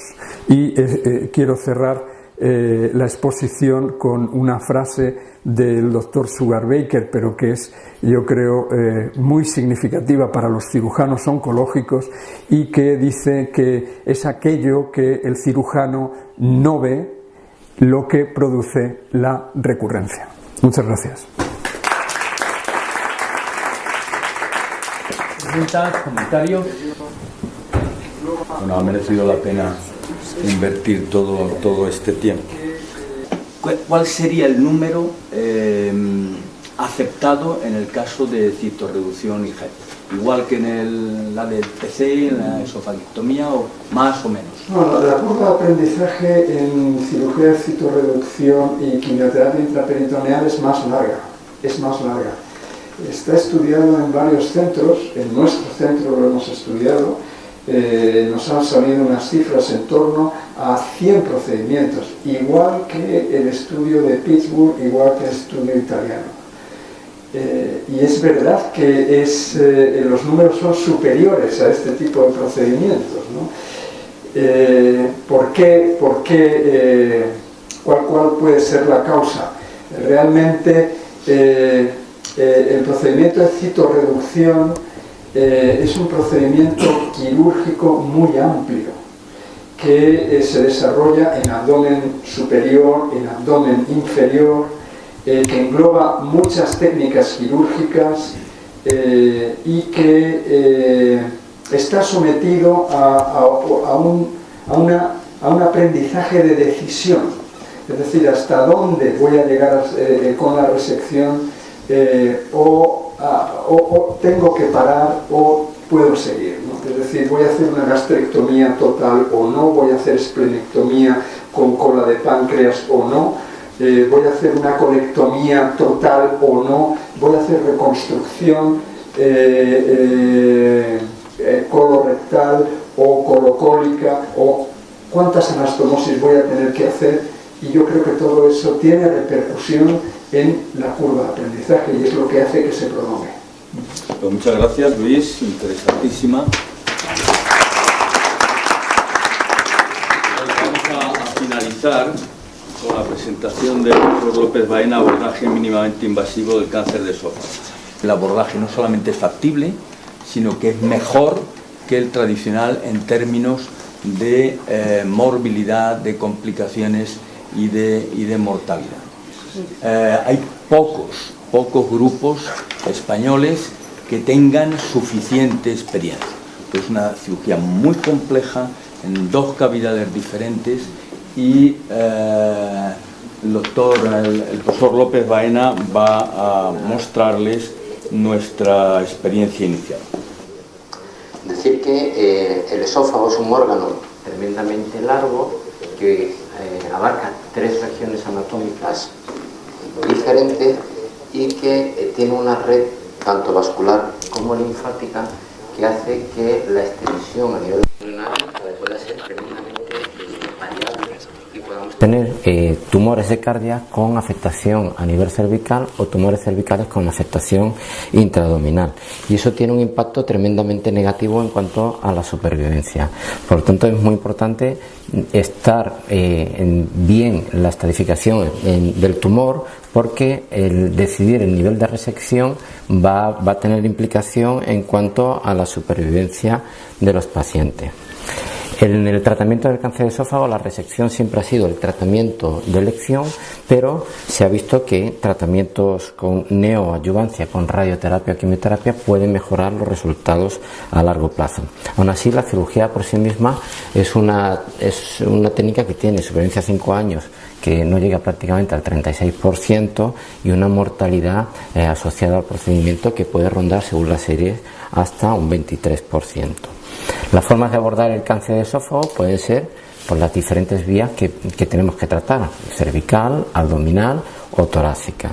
Y para eso se han desarrollado varias técnicas. Una es el abordaje puramente abdominal y cervical sin abrir la cavidad torácica, y es el abordaje de Orringer, que es una técnica que puede conseguir unos resultados funcionales desde el punto de vista respiratorio del paciente mejor, con menor complicación respiratoria, pero que desde el punto de vista oncológico hacemos una linfadenectomía mucho más limitada, aunque para tumores de cardia podemos tener buen acceso. Y ya las vías transtorácicas, que obligan a un abordaje cervical, y de estas tenemos el Ivor Lewis clásico con abordaje con toracotomía derecha, o el Maquillon, donde además hay un abordaje cervical. En cuanto a la comparación de los resultados de una y otra, hay ya estudios que dicen que claramente la supervivencia es mejor en resultado en la vía transtorácica que en la vía abdominal o transietal, pero los resultados oncológicos son mucho peores. Esto lleva a la pregunta de hasta dónde llevar la linfadenectomía en el cáncer de esófago, porque tumores de cardia pueden diseminarse al cuello, como hemos dicho, y viceversa. La resección radical, por tanto, tiene un factor pronóstico y la radioquimioterapia pues puede ayudarnos. Nuestro grupo ya presentó y se publicó unos primeros resultados en cuanto al cáncer de esófago utilizando la técnica de la radioterapia intraoperatoria, y la navegación está implementando ahora el programa de la radioterapia intraoperatoria, como ya dijo el profesor Calvo en las primeras charlas. Con esto hemos conseguido que la tasa de recurrencia local, sobre todo a nivel del tronco celíaco, que es donde a nivel ganglionar recurre con mayor predicción el cáncer de esófago, se consiguen mejores resultados en los pacientes que reciben radioterapia intraoperatoria. Entonces, la aplicación de la radioterapia ya tiene un significado dentro del cáncer de esófago, la radioterapia intraoperatoria. En cuanto al abordaje mínimamente invasivo, la primera descripción es de Paula, que hizo abordajes transdiatales con técnica mixta laparoscópica, y posteriormente Cusheri en el año 92 hizo la primera descripción de la esofagectomía con linfadenectomía toracoscópica, es decir, sin abrir el tórax y con hacer un abordaje mínimamente invasivo, aunque posteriormente se ha ido redefiniendo la técnica. Y Lucchetti finalmente hizo el refinamiento toracoscópico con decúbito lateral izquierdo. Un compañero nuestro de nuestro hospital, formado en el hospital, que fue el profesor Cuesta, que pertenece a la Universidad de Ámsterdam, ha publicado en el Lancet un estudio prospectivo randomizado sobre la utilidad de la vía laparoscópica toracoscópica frente a la cirugía abierta, y los resultados de este primer estudio podemos resumirlo en esto, y es que las complicaciones pulmonares claramente se reducen cuando accedemos al tórax por vía toracoscópica. Por lo tanto, funcionalmente tenemos un claro beneficio, ¿no? Igualmente, la supervivencia a largo plazo consigue mejores resultados con la vía toracoscópica que con la vía transtorácica, porque conseguimos linfadenectomía mucho más amplias y mucho más específicas en territorios que por la vía toracotomía no conseguimos acceder de una forma clara, ¿no?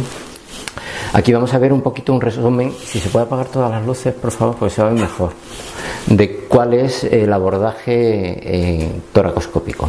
Dependiendo de si el abordaje lo vamos a hacer en 3 campos o en 2, la posición inicial del paciente difiere. Si vamos a empezar o vamos a hacer una anastomosis intratorácica, empezamos por vía abdominal, porque hay que preparar el órgano que vamos a subir para reposicionar o para recomponer todo el tubo digestivo. En este caso sería una parte del estómago. Aquí lo que se hace es una liberación de todo lo que es el epíplon menor, para llevarnos todo lo que es el territorio ganglionar de la arteria hepática y el tronco celíaco junto con el epíplon. Se entra en la transcavidad de los epiplones y se va a proceder a liberar toda la curvatura mayor, porque tenemos que subir el estómago que nos quede hacia la mitad del tórax. Es muy importante hacer una preservación de todo el territorio de la gastropiploica, que es la arteria que veis en la curvatura mayor, porque va a depender de ella la nutrición de la futura plastia gástrica. Aquí se está empezando lo que se denomina la linfadenectomía o la eliminación de los ganglios de todo el territorio de la arteria hepática. Este es el ligamento hepatoduodenal, y ahí se empieza a ver ya cómo se intuye la arteria hepática. Todo este territorio ganglionar se limpia en dirección hacia el tronco celíaco, y aquí en vertical lo que se está intentando disecar es la arteria gástrica izquierda, que también habrá que seccionarla, ¿no? Será casi el límite posterior de sección, ¿no? Todo este territorio graso del epíplon menor, de toda la zona de la arteria hepática, se eliminará. Ahí ya veis los pilares diafragmáticos, como prácticamente quedan limpios de todo el territorio graso, y para evitar una técnica que se asocia a que los clásicos decían que había que mejorar el drenaje gástrico una vez que se hace una vagotomía en estas técnicas, lo que se hace es una inyección de toxina botulínica para liberar o para producir una atonía del músculo pilórico y favorecer el vaciamiento gástrico. Aquí, con unas máquinas especiales que se denominan endoyeas, lo que se hace es seccionar la curvadura menor, tallando lo que va a ser el futuro reservorio tubular, que es el que queda a la derecha y es el que subiremos posteriormente al tórax. Ya veis que es una máquina que hace 2 líneas de grapados de 3 grapas en cada lado y corta en el centro. Dejamos un segmento unido para que posteriormente nos ayude a subir la plastia al esófago. Aquí se completa la linfadenectomía de todo lo que es la grasa que rodea en los pilares y vamos a liberar esa grasa prácticamente hasta el pericardio, que se podrá ver en breve, ¿no? Esto nos permitirá posteriormente desde el tórax hacer completar la linfadenectomía. Ahí arriba se ve el pericardio.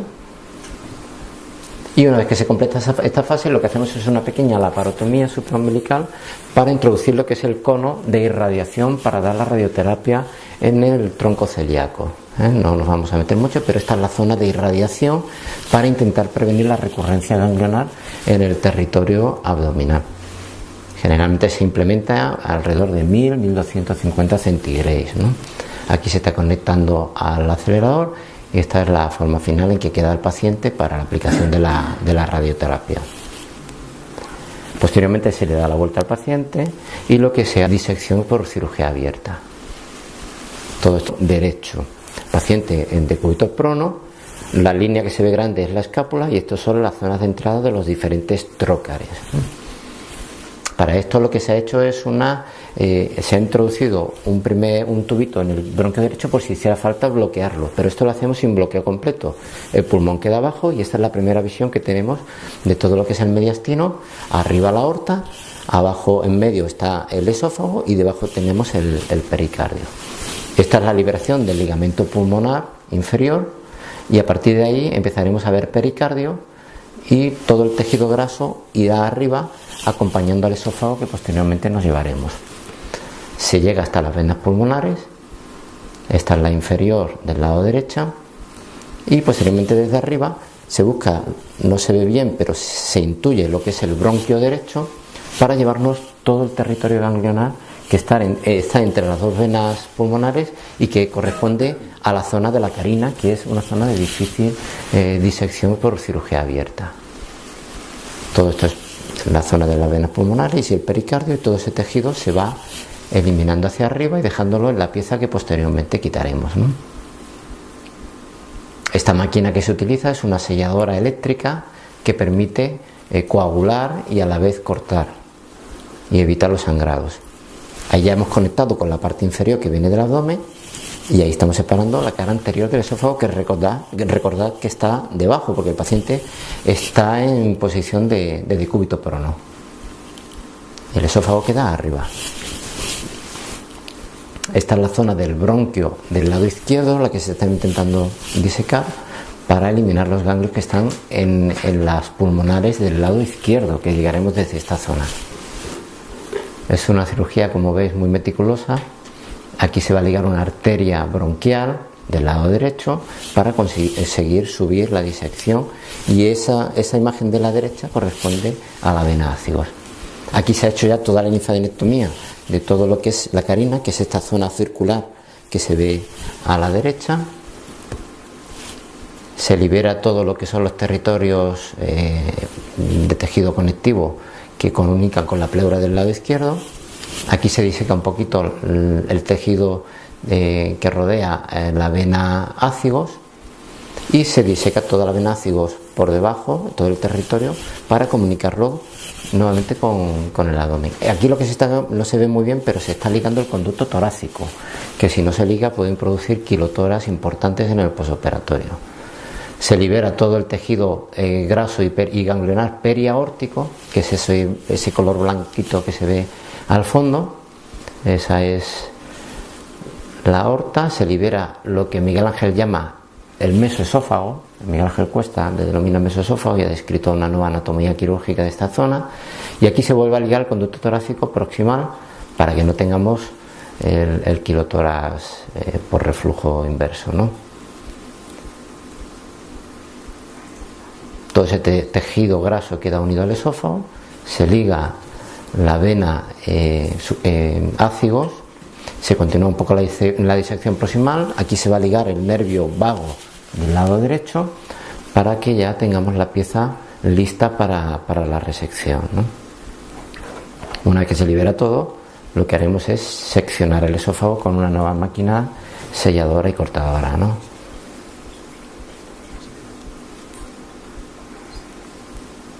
Aquí se ve perfectamente cómo queda todo removido y todo el tejido que se va a eliminar. Esta es la endollea que corta el esófago. Hay que tener mucho cuidado de haber quitado previamente una sonda nasogástrica que metemos para no cortarla, y ahí quedará el muñón del esófago cortado, que ahora se verá bien.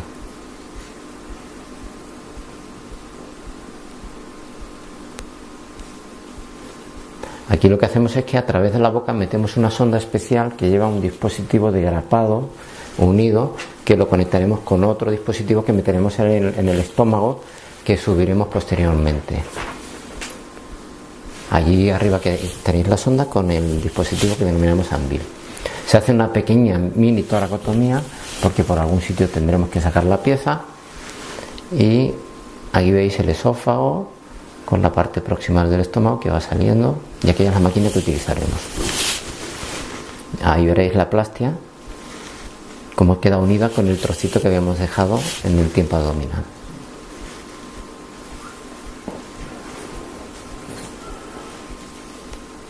Esta es la disposición final que quedará.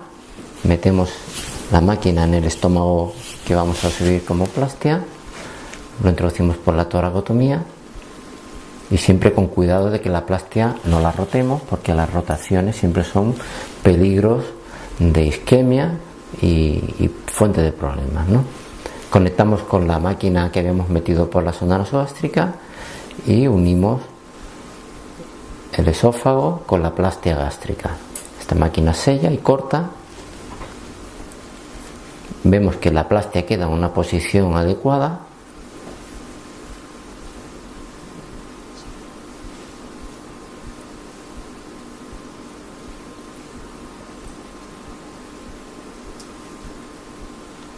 Y cerramos el orificio por el que habíamos metido la máquina, el CEA, para hacer la unión con el esófago.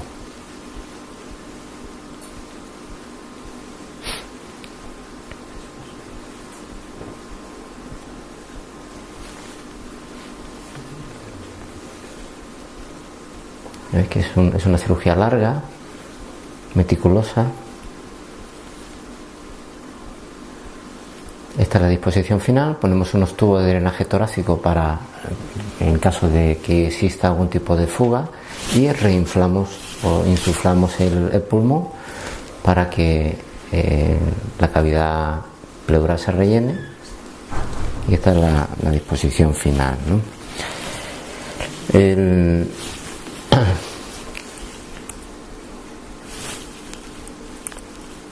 Como conclusión, deciros que la cirugía sigue siendo el tratamiento básico del cáncer esófago, apoyado por la radioquimioterapia, que la resección transtorácica consigue muchos mejores resultados oncológicos que las resecciones transhiatales, aunque en el cardias o los tumores de cardia pudiera ser una opción en casos muy seleccionados, y que la cirugía mínimamente invasiva está entrando con fuerza porque consigue los mejores resultados que las transhiatales. Los resultados oncológicos son iguales y no hay ninguna queja respecto al mismo con la transtorácica abierta, pero tenemos menor incidencia de infecciones pulmonares, que es el caballo de batalla de los pacientes que se operan por vía transtorácica, menor trauma quirúrgico y mejor calidad de vida de los pacientes. Y eso es todo. ¿Una pregunta, algún comentario? Sí, por curiosidad, cuando se pasa el efecto de la toxina botulínica que inyectan para que se relaje la zona pilórica, ¿qué ocurre? Bueno, lo normal es que los efectos de la toxina botulínica duran alrededor de 3-6 meses. Es el tiempo en que normalmente ya, cuando se ha producido la vagotomía, hay un tiempo de readaptación fisiológica de lo que es el tubo digestivo para la recoordinación de todo lo que es el movimiento peristáltico. Generalmente en ese momento ya el tubo digestivo tiene coordinación y es más raro que tengas un mal vaciamiento.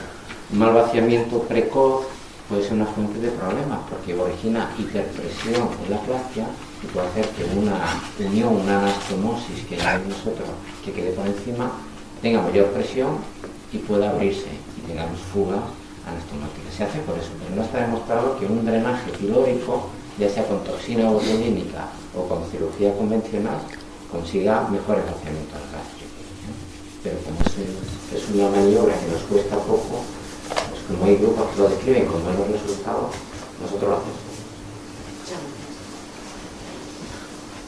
José Ángel, la cirugía mínimamente invasiva ya ha sentado como estándar en el cáncer de colon y se estima que en el cáncer colorectal se hace alrededor de un 75% de cirugía mínimamente invasiva en la cirugía electiva. Sin embargo, aunque hay grupos muy potentes como el de Leuketic, que tienen ya pasando los 1.200 casos, la mayoría de los centros tienen menos de 300. Y se estima que en Europa, de cada 100 casos de cáncer de esófago tratados quirúrgicamente, menos del 7% se tratan con abordaje mínimamente invasivo. Es decir, que esto está siendo extraordinariamente lento. ¿Tú crees que esto llegará a ser un estándar, no académico, porque ya es, digo, en la práctica ordinaria? Yo creo que hay dos problemas fundamentales que tenemos que corregir.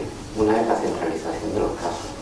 Pues en un país donde tenemos tan buenos hospitales y tan buena formación, pues todo el mundo quiere hacer de todo. Entonces, para conseguir los mejores resultados oncológicos hay que centralizar los casos. Y eso no depende muchas veces de nosotros, sino de la administración. Y luego que hace falta una formación laparoscópica potente. Esto no se hace con 3 laparoscopias de vesícula o 3 cánceres de colon. Esto necesita muchos años de experiencia laparoscópica y de experiencia de cirugía abierta, porque hay que aprender primero a operar con cirugía abierta y luego con cirugía laparoscópica. Aunque, evidentemente, los planes de formación ya de los residentes en nuestro país cada vez se hace mucha más cirugía laparoscópica. De todas formas, yo creo que va a ser lento todavía. Pues muchas gracias. Muchas gracias por eso. Yo creo que esto ha sido una experiencia inicial y espero que en sus sucesivas aportaciones de los otros centros académicos haya más conjunción, no sea solo la expresión de la personalidad y de la experiencia de cada una de las unidades docentes, sino que haya mezcla. Y lo que creemos que es importantísimo, no tanto para los cirujanos expertos que les muestran su experiencia, sino para los alumnos y los residentes, para que vean que hay otras cosas además de las que habitualmente hacen o ven en sus centros, y que no son ni mejores ni peores, son simplemente diferentes. Y aunque acaben la carrera en un centro, probablemente no van a seguir en ese centro. Y cuanto más exposición al conocimiento tengan, y estamos en una ciudad enorme y en una de las universidades más grandes de Europa, que tiene 80.000 alumnos, ustedes están en una de las mayores universidades. Entonces, este conocimiento múltiple y diferente que hay en las unidades, creemos que debe ser aprovechado con ánimo y con futuro. Quiero de nuevo agradecer la hospitalidad del profesor Arias y el Departamento de Cirugía por las facilidades que nos han dado para desarrollar este primer acto, que creemos que va a tener continuidad en las próximas ediciones, y a todos vosotros por la participación y la asistencia. Gracias.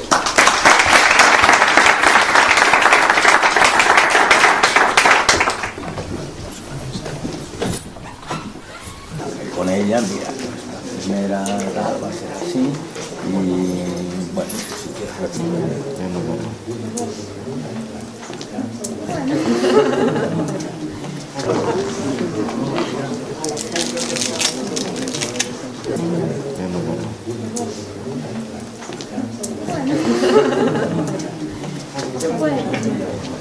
Hola, ¿qué tal?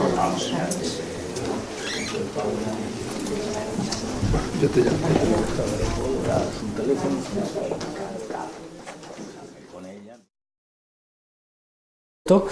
Pues conseguíamos efectivamente mantener al principio de la perfusión, ven cómo son muy similares, tienen un poquito de dilatación sinusoidal, que son estos trazos blancos que ven por aquí, pero esto es muy típico de los animales, de los cerdos, con lo cual esto sería un hígado normal. A las 3 horas de la perfusión ven como al principio teníamos ya necrosis en las zonas periféricas subcapsulares de los hígados y mucha dilatación y algo de congestión, y sin embargo en los últimos casos vemos todos los componentes del lobulillo y simplemente algo de edema periseptal. Pero esto además, este pequeño éxito dentro de la dificultad a la que nos enfrentamos lo hemos visto también en cuanto a la preservación de la estructura de los injertos. En una visión macroscópica, en este caso no lo van a ver porque no se ve bien en las fotos, pero estos injertos que eran los del principio están muy mal profundidos, hay mucho edema, y sin embargo estos que son los más recientes macroscópicamente se ven mucho mejor, pero al microscopio lo van a entender mejor. Serían los dos hígados al principio de la perfusión, ven cómo son muy similares, tienen un poquito de dilatación sinusoidal, que son estos trazos blancos que ven por aquí, pero esto es muy típico de los animales, de los cerdos, con lo cual esto sería un hígado normal.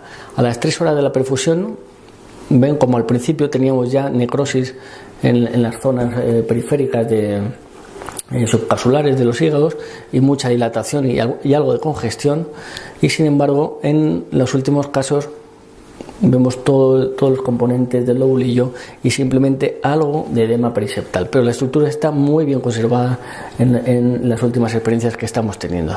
Y como 24 horas después, antes teníamos ya necrosis panacinar de todo el lobulillo en estas áreas blanquecinas, significa que se ha destruido completamente el lobulillo, y sin embargo ven aquí esta típica forma hexagonal del lobulillo hepático, que son los últimos animales que estamos haciendo, con lo cual pues vamos teniendo éxito, conseguimos mantener la estructura de los animales, y esto pues es un paso más que vamos dando hacia adelante. En cuanto a los resultados metabólicos, no les voy a aburrir con esto, pero sí que les he traído los resultados iniciales en los cuales nos enfrentamos con algunos problemas que nos ha costado tiempo ver por qué eran. Uno de ellos es la presencia de unas hiperglucemias durante toda la perfusión muy altas. Esto está muy estudiado en la literatura y muy discutido, no está clara cuál es la causa, pero probablemente hay un estímulo de la gluconeogénesis que deberíamos contrarrestar con grandes dosis de insulina. Y otro parámetro que nos sirve muy bien para valorar la viabilidad del órgano es la acidosis y la producción de lactato. Aquí ven el pH como se mantenía en los primeros animales, un motivo que ahora conocemos muy bien, y es la incompatibilidad entre el donante y el receptor. No hubo ningún problema técnico, salvo que la donante era una donante del grupo B y el receptor era un receptor del grupo 0, con lo cual la paciente falleció, y el éxito y por lo tanto el premio Nobel se lo llevó Joseph Murray unos años después, eligiendo mejor a los participantes del trasplante, que fueron 2 hermanos gemelos homocigotos, con lo cual el trasplante tuvo éxito y esto le valió el premio Nobel de Medicina en el año 1990. En nuestro campo, el trasplante hepático, muchos sabrán ya que el primer intento con relativo éxito fue en el año 63, aunque el paciente falleció a los pocos días, y esto supuso un parón en la carrera del trasplante, que se puso en marcha posteriormente en el año 67, cuando se consiguió el primer trasplante exitoso en la Universidad de Denver por el profesor Stassel, que trasplantó a esta niña que ven ahí en la imagen, de 1 año de edad, Julie Rodríguez, que tenía un gran hepatocarcinoma. Ahí la ven, en brazos de un colaborador del profesor Stassel. En nuestro país es conocido esta técnica llegó 20 años después, el año 83, de la mano de los doctores Jaurrieta y Margarit en el hospital de Belviche, en el que tuve el honor de de iniciarme en el trasplante hepático, y en nuestro centro hemos cumplido recientemente los 25 años del primer trasplante, realizando más de 1000 trasplantes en estos años. Todo esto nos lleva a algo que es conocido, y es que en España el trasplante hepático ha sido un éxito absoluto. Lideramos todas las estadísticas, se han realizado más de 22.000 trasplantes en España y actualmente tenemos una actividad trasplantadora muy estable, en torno a 1.000-1.100 trasplantes al año. Sin embargo, nos enfrentamos a dos problemas fundamentales que son probablemente el motor de nuestro proyecto de investigación. Uno de ellos es este. Así visto desde la lejanía no se percatan, pero si se dan cuenta existe un gap, es decir, una diferencia impresionante entre los trasplantes que somos capaces de realizar, que es esta línea verde, y los trasplantes que necesita nuestra sociedad que realicemos. Es casi el doble de lo que somos capaces de hacer, con lo cual hay una pobreza absoluta de injertos que además se va acuciando más cada año. El segundo problema que nos presentamos es este, y no es más que en el año 91, cuando ya el trasplante hepático en España empezó a coger un gran peso, la edad media de los donantes eran 30 años. Hoy, 20 años después, la edad media es de 65 años. Más que lo verán un poco, una gráfica un poquito más gráfica, quiere decirse que en el año 84, en la literatura hay... Esto no lo entenderán bien porque es una gráfica horrible, pero yo se lo traduzco. Cada barrita de estas son distintas formas de preservar los órganos metiéndoles en una máquina de perfusión. ¿Qué significa esto? Pues que hay máquinas de perfusión. Actualmente los órganos se meten en una neverita de camping rodeado de hielo, y esa es la única forma que tenemos en el año 21, o sea, en el siglo XXI, de preservar los órganos, con lo cual intentamos mejorarla con máquinas de perfusión que de alguna forma nos permiten limpiar los hígados y estar perfundiéndolos con un líquido de preservación para mantener mejor la estructura de los mismos. Pues bien, la mayoría de ellas se basan en perfusiones hipotérmicas, es decir, reducen la temperatura de los órganos para reducir su metabolismo y así disminuir el daño que sufren estos durante el tiempo que se tarda en trasplantarlo en los receptores. Nosotros estamos al final de esta flecha, que es un poco cómo ha sido el desarrollo de este tipo de técnica. Estamos en la perfusión normotérmica, y en este tipo de perfusiones lo que buscamos son marcadores que nos digan durante la perfusión cómo está el hígado. Pues bien, hay marcadores histológicos, estructurales, que nos lo van a dar las biopsias, y marcadores metabólicos como la producción de bilis o la preservación de la homeostasis. Ahora lo vamos a ver más adelante. En definitiva, la receta que todo el mundo busca cuando se mete en este tipo de investigaciones es cuál es la solución de perfusión que van a perfundir los injertos. Aquí tenemos la que usamos nosotros, que está en constante cambio, porque ya he dicho que estamos en la fase de estandarización. A continuación les voy a presentar un pequeño vídeo para que entiendan un poquito mejor lo que hacemos. Partimos de un hígado que hemos extraído de un animal donante.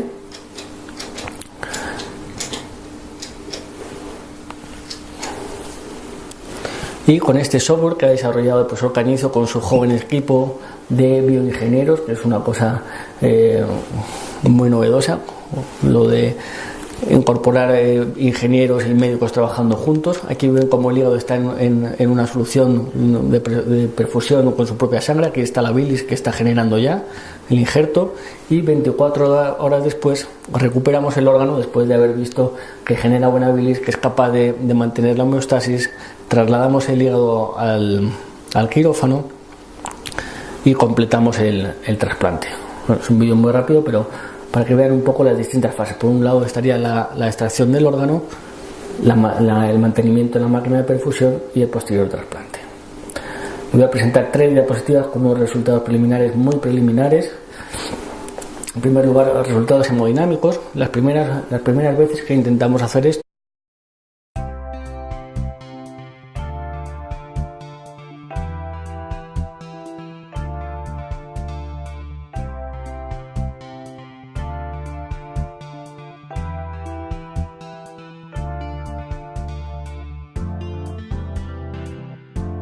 esta breve presentación traer aquí un proyecto de investigación que estamos desarrollando de la mano del profesor Cañizo, gracias a sus conocimientos y su desarrollo técnico a lo largo de muchos años, y ahora yo creo que estamos llegando un poco a la cumbre de todo ese desarrollo que ha ejecutado él en el hospital. No sé si alguno lo sabía, pero el primer trasplante del que tenemos constancia, y además hay una rica muestra en los cuadros antiguos, es el trasplante realizado por los hermanos San Cosme y San Damián en el siglo IV después de Cristo, que trasplantaron a este diácono, a Justiniano, que tenía un gran tumor en la pierna, y le trasplantaron la pierna de un criado negro. Como veis ahí, la pierna era negra. En unos cuadros se fue la pierna derecha, en otros fue como este, fue la izquierda. Hay variabilidad ahí en la literatura. Y por supuesto el negro murió, no sabemos si murió a causa de la cirugía o ya estaba muerto. Otro punto flaco que no tenemos suficiente soporte es cómo preservaron esta pierna, que es lo que nos ha traído hoy aquí, cuál fue el soporte de este injerto. Y lo que sí que sabemos con certeza es que estos dos hermanos fueron decapitados en el año 303 con esta espada que se regaló posteriormente al rey Otón III, y que la podéis visitar si gustáis en la catedral de Essen en Alemania. Durante la Edad Media poco más se puede decir de los trasplantes y el desarrollo de este tipo de tratamientos para las enfermedades que atañen a los hombres. Sí que destaca sin duda en los trabajos de Gaspare Tagliacozzi del siglo XVI en Italia, que describió un libro entero del trasplante de piel autóloga para el tratamiento de los problemas de la nariz. Algunas de estas técnicas, muy bien descritas y dibujadas en este libro, todavía se utilizan en la cirugía estética y plástica y reparadora que actualmente se realiza en nuestros hospitales. Pues bien, desde entonces hasta nuestros días, la carrera comenzó el año 33, en 1933, con Yuyu Voronoi en Ucrania, que realizó el primer trasplante renal en humanos. Sin embargo, este trasplante tuvo un éxito muy fugaz. La paciente falleció a los 2 días por entre el año 84 y 95. El 60% de los donantes tenían menos de 35 años y el 100% de ellos, todos estos, tienen menos de 55 años. Por 30 años después, el 60% de los injertos que conseguimos, de los posibles donantes, tienen más de 55 años y 20% de ellos tienen más de 75 años. Y esto tiene una implicación directa en la supervivencia de los pacientes, de los injertos en este caso, que esta gráfica es de injertos, pero obviamente pueden interpretar que si el injerto dura menos, el paciente probablemente tenga menos expectativas de vida. Por lo tanto, dos problemas fundamentales: escasez de donantes y mala calidad de los donantes. Esto han puesto a la comunidad científica en un brete para diseñar nuevas estrategias, intentar aumentar el número de injertos y la calidad de los mismos. Aquí tienen varias de ellas que están muy extendidas, incluso en España, en la mayoría de los centros: donante vivo, el split, la donación en asistolia y la utilización de criterios expandidos, que no es más que intentar usar los únicos donantes que tenemos, que son muy malos y que hay que intentar mejorarlos para que aporten una solución válida para nuestros pacientes. En nuestro hospital tenemos 3 líneas abiertas. Pueden ver aquí el laboratorio de órganos bioartificiales, que tuvo una primera línea de celularizando órganos para intentar conseguir matrices que luego se puedan repoblar con células madres. La segunda línea es la utilización de injertos superreducidos, en la cual usamos injertos muy pequeños y lo intentamos modular para conseguir dividir en un futuro los hígados entre 2, 3 o 4 pacientes. Y por último, lo que nos ha traído de aquí, que es la máquina de producción normotérmica, que no es más que un bioreactor que nos permite aumentar el tiempo de preservación. ¿Esto por qué es importante? Es importante porque durante ese tiempo de preservación vamos a poder validar la posible funcionalidad del injerto, ver si necesita algún tipo de tratamiento o si lo podemos mejorar, haciendo una modulación de los injertos patológicos, como en el caso de los hígados esteatóxicos. Y por último, una línea que va en consonancia con la utilización de injertos superreducidos, estimular la regeneración de los injertos partidos en 2 o 3 injertos secundarios. Estamos ahora mismo en una fase muy inicial de este proyecto, que es la fase de estandarización, en la cual queremos estandarizar una técnica de obtención del órgano. Nosotros hemos optado aquí por una perfusión normotérmica, es decir, que el órgano no se enfría y luego se calienta, sino que siempre está a la temperatura corporal normal. Y tenemos que estandarizar una serie de parámetros hemodinámicos y una serie de parámetros metabólicos que nos sirvan para evaluar la viabilidad del injerto.